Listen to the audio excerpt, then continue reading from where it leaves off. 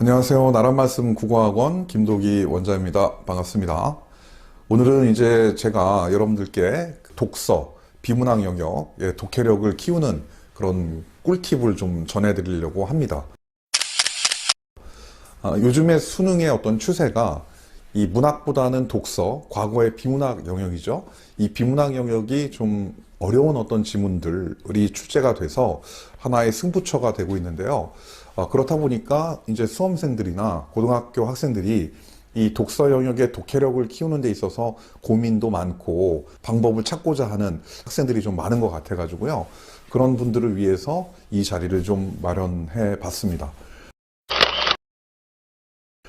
그런데 이 내용은 저의 생각도 있지만은 저희 학원에 20년 이상 되신 경력을 지니신 선생님들에게 제가 좀 자문을 구해가지고요.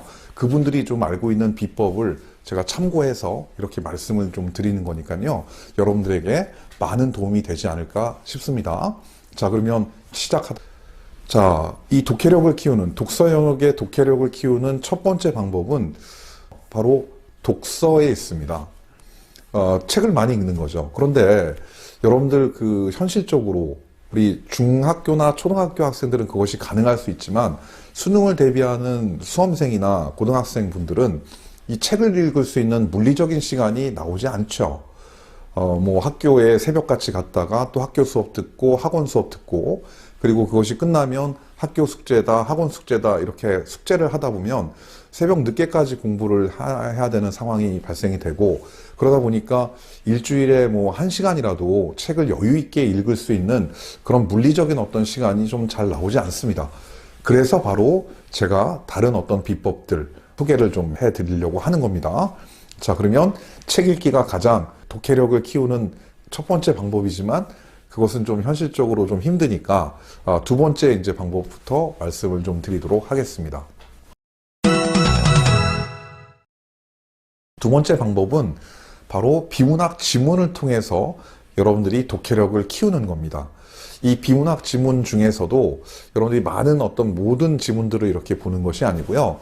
여러분들이 좀 봤을 때 어려운 지문이나 또는 지문을 읽고 문제를 풀었는데 5문제, 4문제 중에 절반 이상을 틀린 지문. 그것은 지문을 이해하지 못했다는 얘기거든요.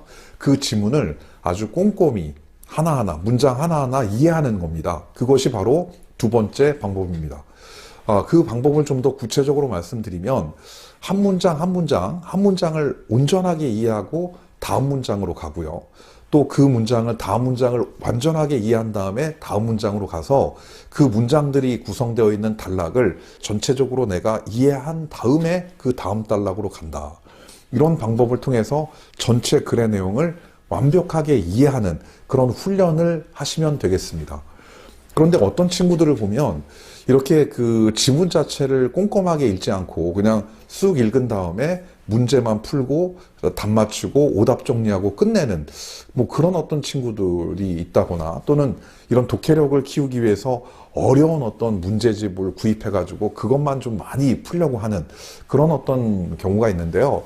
그렇게 해서는 독해력이 향상되기가 좀 어렵고요.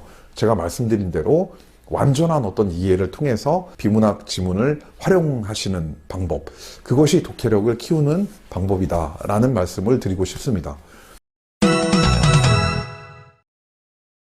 그 다음에 세 번째는 바로 두 번째와 관련된 내용인데요.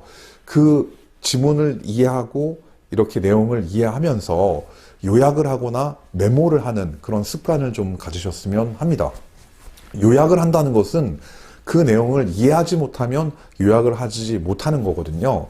그래서 아까 말씀드린 대로 어떤 어려운 지문, 본인이 좀 많이 틀렸던 지문, 이런 어떤 지문들을 골라가지고 그 문장 한 문장을 이해한 다음에 그 단락의 내용을 한번 글로 요약을 좀 해보세요.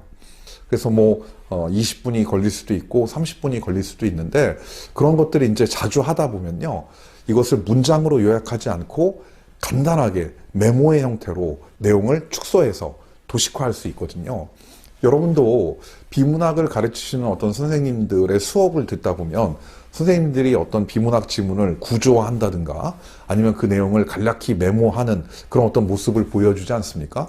그것은 그 선생님들이 그 내용을 이해했기 때문에 가능한 거죠. 마찬가지 여러분들도 가능합니다. 그런 노력을 통해 가지고 비문학, 독서 지문에 대한 어떤 독해력을 키울 수 있다.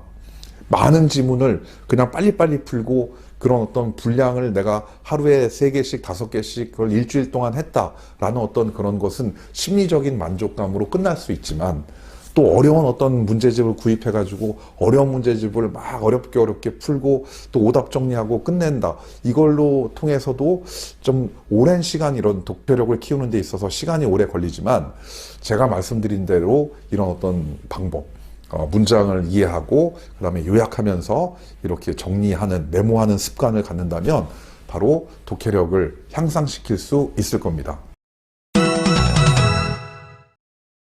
그리고 네 번째로는 여러분들 이런 부분을 매일매일 꾸준하게 좀 하는 어떤 습관을 갖자라는 말씀을 좀 드리고 싶습니다. 제가 이제 가르치는 학생들에게 하는 말이 일주일에 뭐 하루나 이틀 정도를 시간을 뭐 한 3-4시간을 국어에 집중하고 또 나머지는 어떤 다른 과목을 이렇게 하는 그냥 퐁당퐁당 이렇게 국어 공부를 하는 친구들에게 조언을 할 때 하는 말인데요. 그렇게 몰아쳐서 이렇게 공부를 하지 말고 그것을 좀 분할해서 이렇게 공부를 좀 매일 하자라는 방법이 바로 독해력을 향상하는 방법이기도 합니다.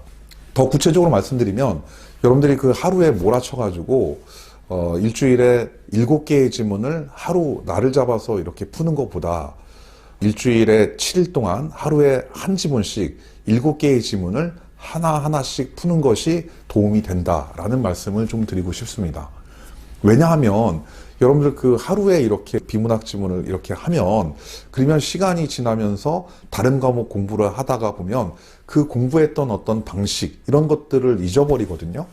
근데 하루에 이렇게 하나씩 적은 시간이라도 매일 풀게 되면 어제 내가 이 독서를 하면서 어떤 어려움들을 해결하는 어떤 해결 방법, 어떤 지문을 읽었을 때 왜 이 지문이 이해가 안 됐는지, 또 그 다음에 그런 어떤 이해가 안 된 지문을 어떻게 해결했는지 이런 것들을 바탕으로 다음날 또 연습을 해보고 또 그걸 바탕으로 또 다음날 다른 방식으로 또 지문을 보면서 계속적으로 그런 어떤 방법론들이 축적이 되고 오래 기억이 되는 거거든요. 그래서 다시 한번 정리해 드립니다. 몰아쳐서 비문학을 이렇게 집중적으로 하는 것보단 나누어서 이렇게 비문학을 꾸준히 매일 공부하는 것이 더 효과적이다 라는 말씀을 드리고 싶습니다. 자, 마지막 독해력을 향상시키는 방법 마지막 말씀드리면서 이렇게 마무리할게요. 마지막은 어휘력을 키워야 됩니다.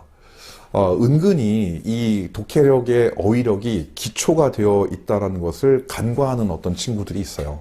그런데 한번 생각을 해보세요. 아까 제가 처음에 이 독해력을 키우는 방법 두 번째가 바로 내용을 한 문장 한 문장 이해하는 거라고 하지 않았습니까? 그런데 그 문장을 이해하려고 할 때 모르는 어휘가 나온다면 그 문장을 이해하기가 힘들죠. 그런데 그것을 그냥 두고 또 다음 문장으로 간다면 그 다음 문장도 앞에 있는 문장과 관련이 있기 때문에 그 다음 문장을 이해하는데도 힘이 들 겁니다. 그래서 모르는 어휘가 없어야 되고 어휘력이 풍부한 어떤 친구들을 보면 독해력이 상당히 좀 뛰어난 어떤 친구들이 많죠.